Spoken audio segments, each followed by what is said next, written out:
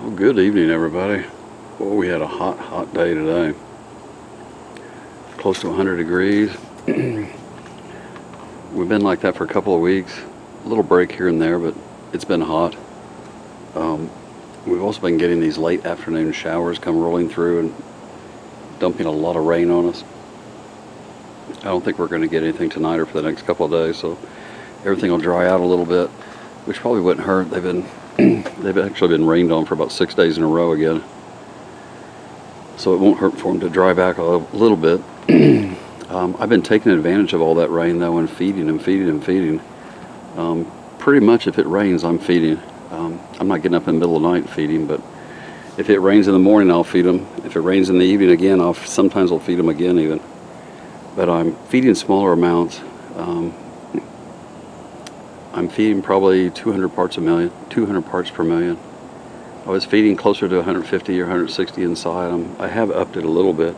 It's not so much how much I'm feeding as it is, because that hasn't increased a lot. 200, that's not that much. Not compared to what a lot of people feed. But I am feeding often. And again, I'm just trying to take advantage of it. But they're getting fed at least 3 times a week, and sometimes getting some duplicates here and there. So, but at least, every few days is what I'm feeding, and I'm kind of doing it for a reason. I said once before when I was watching my orchids and trying to be observant that I would feed, and the growth would take off for several days and grow real big, real fast, and then slow down. Then I would feed again, and they would grow real fast for a couple of days, and then slow down. I would feed, and they would grow real fast and slow down. Get that start, stop. But what I noticed was after about 48 hours, it drops dramatically, the rate at which they're growing. And basically what they're telling you is the nutrients that are on the roots, and this is important to remember with orchids and how they grow.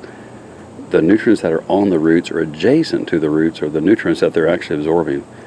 If you soak your pot with nutrients, you've got nutrients over here on this gravel or on this part of your bark or on this part of your moss or whatever. They don't pull nutrients across a pot, remember. They only absorb the nutrients that are excuse me, on their roots or adjacent to the roots. And even the ones that are adjacent have to have some moisture involved for some capillary action so they can pull them, but they don't pull nutrients from a distance or across a pot. Even in bark or moss, gravel, pea gravel, river rock, it doesn't make a difference. There has to be a lot of moisture involved for something like that to happen. But because of that, everything else that's left in the pot which is not being used you really need to get rid of it. One, I don't want it to dry on my media, because once it dries, it's hard to get it back off again. It takes a lot of moisture, stuff like that, to remove it. So unless you're prepared to do all that, don't ever let that happen. I feed small amounts all the time.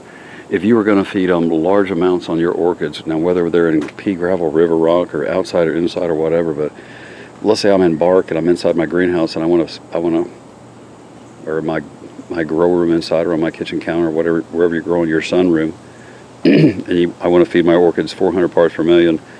That's fine. Feed them 400 parts per million if you want, but that's a higher concentration. And remember, when that dries, how concentrated is it at that point? Is it still 400? It can be quite a bit stronger sometimes, quite a bit stronger, and that's a lot of salts or residual to have on a pot or on your media. So if you're going to feed higher amounts and feed less often, like let's say I'm only going to feed once a week and feed 500 parts per million or something like that, or once every 10 days or whatever, because that's how often my bark dries out. I'm fortunate that this media dries out a little bit faster than that sometimes. It still takes 4 or 5 days for it to dry out, but depending on the airflow and everything else, it can dry out faster sometimes.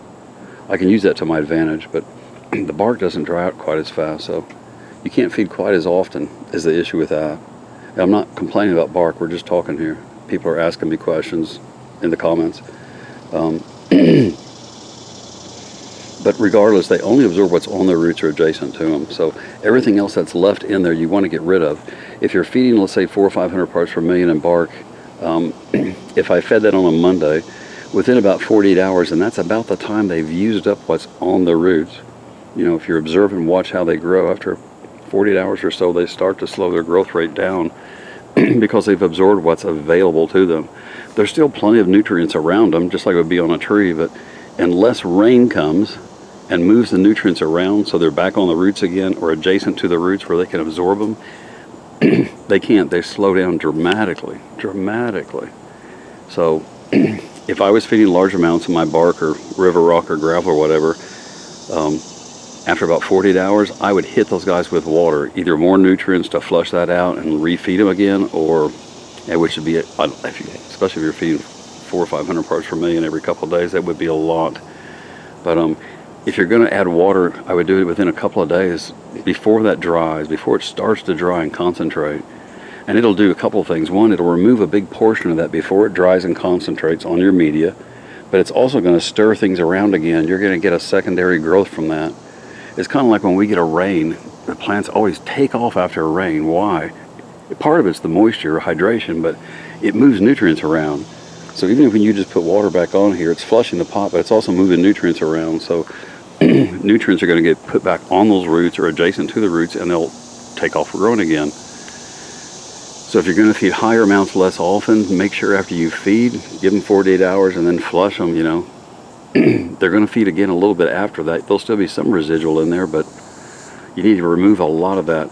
And that way, when it dries for a few days after that, if it does dry back or you let them go through a dry cycle, you don't have it concentrated on your media. And that's just my take on it. In this media, I don't really have that issue. It flushes so easy, and it doesn't really cling to it and build up on it. So I don't have to worry about that quite so much. But because of how they grow and observing them, and because I can in this media, and how I water and how this stuff reacts is a big part of how I feed them. When I water these, I saturate them. I never give them water. I don't ever come out and spray them. I don't ever come out and give them a little water before it's going to be a 100-degree day to get them through the day. I never ever do that. Never do that. If I'm going to give them water at all, I either completely saturate them, or I don't give them a drop. I know that sounds like I'm being mean or something, but there's a reason for it. If you give them just a little bit of water, they don't completely hydrate, and then at that point they start to dehydrate. And if you wait a few days and give them a little bit of water again, they absorb it, yes, but they never fully hydrate. And after doing that several times, you can start getting a plant that really gets dehydrated, even though you're watering it all the time. If I take the plant and let it sit and soak, put it in those containers and let it sit and soak, for 25-30 minutes, it's completely saturated.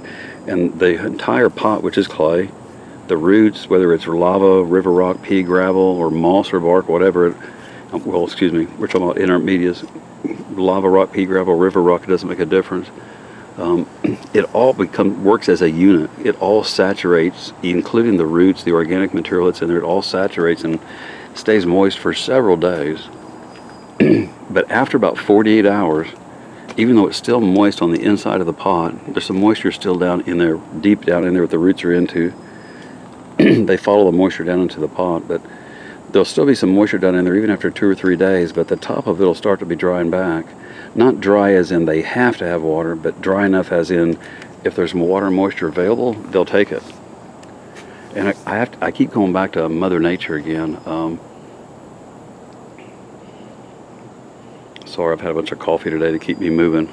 This came on me late last night. I started all of a sudden, one of those moments where I can really move really well, and I've been up all night long. So I'm going on about, I guess I've been up for about 36 hours now, and I'm a little loopy. But I've had a bunch of coffee to keep me going, and I'm still moving around really good, so I'm taking advantage of it. I got a lot done the last day and a half, but lose my train of thought here. This whole thing acts as a unit. It takes several days to dry out. And then because they get a dry cycle for several more days after that, if you want to give them a wet dry cycle, like most people do growing these, you end up with a wet dry cycle then in between 5 and 6 days, almost a week. So I don't have to water them every single day. It's how I water. Let's say you got let's say you have a rain shower. All right. A 5-minute rain shower is a very short rain shower, right? Barely does a whole lot in the scheme of things. Let's say a 60-second rain shower. Just 60 seconds. Imagine a really nice, light 60-second rain shower. That's barely enough to get the dust off your car, right? But take your watering can. Just imagine this. Take your watering can, it gives you a little shower. And for 60 seconds, hold that over your plant and just let the water just shower down onto it like a nice, steady little rain. 60 seconds is a lot longer than you think. How saturated would that plant be with just a 60-second shower? Just a quick 60-second shower. How wet would it be? It would really be saturated, wouldn't it? See what I mean? Even with a tiny little shower, they get saturated. So whenever you do water them, saturate them. I never come out and spray them or give them just a little bit of water. I completely soak them if they get any water at all. And it goes back to Mother Nature on the tree. Orchids growing on a tree would have their roots down into cracks and crevices on the bark, up underneath the bark, up underneath the moss, things like that. And those little places would stay moist several days later after the rain, but the surface would be drying back and would be acceptable to nutrients and moisture again, right? And this just kind of mimics the same thing. So even though they're not completely dried out inside, they're dried on the top, and they can take water and nutrients again. So every few days, I feed. So they're getting fed at least 3 times a week, and maybe close to every once in a while they're getting an extra feed. So a couple of times it's 4 and 5, but I'm feeding low amounts. Am I feeding too much? I'm only feeding 180 to 200 parts per million. Of that, it's probably 120, 130 parts per million of it's better grow. 50 of it would be cow mag, and the rest, last 15, 20, 25 would be kelp and seaweed, give or take. The kelp and seaweed for the potassium, yes, because the potassium is so important, especially when it's high temperatures out here, to help with hydration and move, fluids through the plant. But also for all those hormones, the vitamins, amino acids, enzymes and stuff that are also in there. That's the stuff that you have to ask yourself, do your plants need more nutrients, or are they missing something? I see a lot of plants that are growing really, really well, but there's just something missing. And a lot of times that's what it is. It's those hormones. In their natural habitat, again, I keep going back to that, hanging on a tree, they would be exposed to all those things, from other animals, insects, birds, reptiles, other vegetation, etc., and all that stuff would wash down the trees also. And it plays such an important role in how these plants grow. This is Odontocidium golden red star. Really pretty one, still opening up, but what a beauty. This is Cattleya mott spot, which is blooming all the time, it seems like, and growing all the time, non-stop. Always adding canes. I'm going to have to divide these. I have 2 of these. I'm going to have to divide them. But it blooms a lot. Beautiful. Has a really nice... This is the one that reminds me of the Avon lady. I remember back from in the 60s. Nobody's going to even know who that is. This is CTNA Why Not. Still opening up, but really deep red. Real pretty yellow throat. Another pretty one. Sherry baby with a bunch of growths and a big spike I noticed coming out.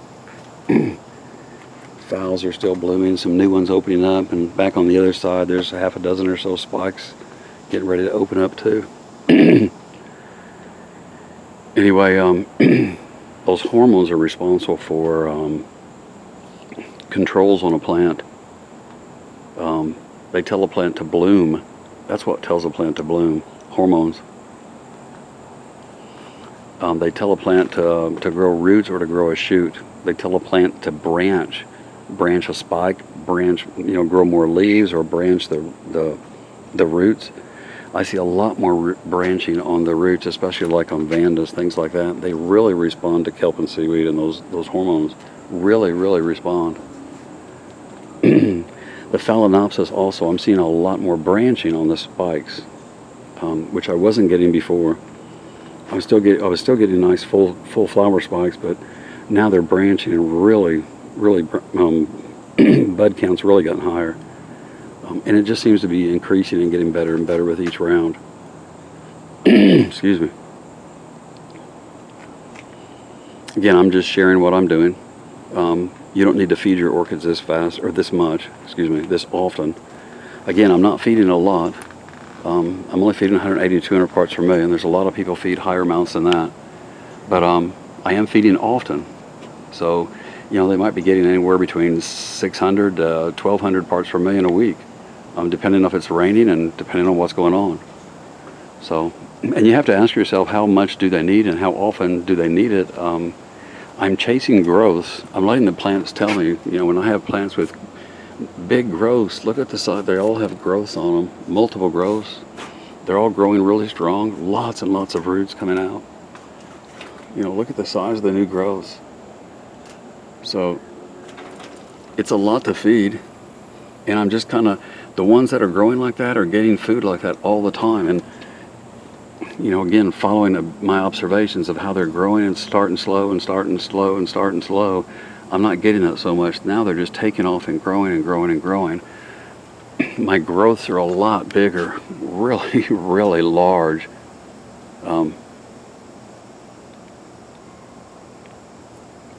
Growing fast, strong, heavy. I don't know how else to explain it. Again, I'm just sharing you with what I'm doing and why. You can feed your plants once a week. You can feed them every couple of weeks. You can feed them once a month. But how much you feed them, how often you feed them, it's all it's going to do is they're just going to grow at a slower rate. Part of the problem with that is, let's say you have a dendrobium, and some of these guys will grow really, really fast. And in 50, 60 days, or let's say 50, 60 days, that's only 2 months. Excuse me. Sometimes in less than that, they'll grow one of these canes, and if you don't get all the nutrition that they need in that short amount of time, you end up with a stunted growth. If you're feeding once a week, you're feeding 4 times a month. I'm feeding 3 times a week at minimum. That's 12 times a month. You see what I mean? Tiny little amounts all the time, so I'm not missing those. It's pretty much like there's always snacks around just in case they need them or get hungry. There's always a sandwich nearby or food in the fridge or whatever for them, so they can always take off and grow. I'm making sure that they always have food around. I'm still using the dolomitic lime. I'm putting that on every couple of weeks because they're getting rained on a lot, because I'm feeding often, so I know I'm flushing it through. And I am mixing CalMag too at the same time, and they're not getting too much calcium. They're getting CalMag and they have dolomitic lime put on them also. Now that's providing a lot of the magnesium, and I'm kind of watching that right now. I've got a few plants, their color looks a lot better. They're doing tremendous. I've got a few plants I still think need a little bit, and I've got a few plants that are probably getting more than they need. So I'm going to probably have to, I do add the magnesium extra with a foiler spray occasionally when I'm spraying, like during a rain or something. Other than that, I'm letting the dolomitic lime take care of it for the moment, and I'm just watching to see, because that may take a little while before it starts to release a little bit more and the plants can get to it. So I'm just kind of watching, see how they're reacting. But anyway, that hopefully will answer a few questions about how often I'm watering, how often I'm feeding. It hopefully will explain a little bit how I water these guys too. I don't give them water unless they get saturated. And if you really saturate them, they stay wet for 2 or 3 days. So you don't water every day in this. It seems really odd because, how do you keep a plant alive that you're growing in rock? I mean, it's because there's you can't use that soil mentality on them. It's not that kind of plant. They normally grow in a tree with no soil or any bark around them. They're not, usually buried in bark like we do in our pots. I mean, they grow on the surface more. Anyway, again, I'm just sharing what I'm doing. That is a spike, isn't it? Oh, dang. That's that Dendrobium Chan Chow. We've got a really nice spike coming out right there. Beautiful. Great. I've got a few plants that aren't growing that just finished up growth, so they don't have any new ones started yet. So I'm just kind of watching them. They may not be getting sprayed quite as much or as often, but for the most part, everybody's getting sprayed, and no ill effects, no burnt tips. There's no burnt leaves or nothing like that. And you also notice no yellow leaves with black tips, Can you look through your garden? Can you look through your collection, and do you have any yellow leaves, black tips? Is that because they're out in the sunshine? Mine are out in the sunshine too, but I'm not having that. The ones that I had that were actually yellow have really darkened up now. It's that, I'm telling you, it's that dolomitic lime, that they're getting a little bit more magnesium now, and that calcium's helping the cell structure, so they're able to hydrate better. When they hydrate better, they produce more chlorophyll, they're producing more sugars, starches, etc. Helps everything. There's that coffee. I can tell that coffee's still going. I'm talking fast. Sorry, everybody. It's also nutrients. I love to talk about nutrients. You don't need to feed this often. Like I said, you don't need to feed this often. Your plants just won't grow quite as fast. But you know, when you have that time restraint on some of these canes and stuff, where you have to have them, you know, you only have 60 days to get them to a full size. If they don't get fed often enough, you know, if you're only feeding once a week, and I don't remember if I've mentioned this before or not, but if you're feeding once a week, you know, higher amounts, make sure that you're flushing afterwards within 48 hours so that you reduce some of that down. One, it's going to move nutrients around again, they're going to feed again, but it's also going to reduce that total amount down again, and keep that from building up in your pots quite as bad. But, that's something I watch all the time, and I want to make sure I never get to have that issue or get to that point where I'm building up salts on my pots. And I'm not feeding a lot, I feed often. But they're also, when they do get fed, if I am spraying nutrients, they get completely saturated and flushed, remember? So it keeps it from building up in the pot. There's never any more than what I'm feeding in the pots because of how hard I flush.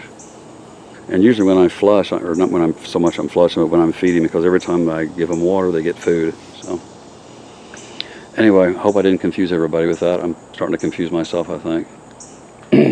But I hope I answered some of those questions about how much I'm feeding, how often, kind of why I am. Excuse me. And again, you don't have to feed that much. No. I'm just taking advantage of the situation. And even though I'm not that good with orchids yet, I'm still new to orchids. I do know hydroponics a little bit, and I love playing around with the nutrients and seeing how these plants respond. They really will grow fast, a lot faster than most people give them credit for. But again, it's just feeding them all the time. In this kind of media, I have that luxury of being able to do that because of how this media dries, and how it I mean, it doesn't dry out as fast as everybody thinks, because I only really have to water every 5 or 6 days if I really wanted to. I mean, they would probably do just fine, but I'm taking advantage of it, like I said, and really getting as much growth as I can on them. They were all babies a year ago, or less than a year ago, on some of them, bag babies and rescues, so they have lots and lots of growing up to do. So anyway, I'm going to go enjoy the rest of my evening. I hope you do the same. Thank you for all the great questions. Thank you for all the kind words, and thank you for listening. Have a wonderful evening, everybody. Thanks for watching.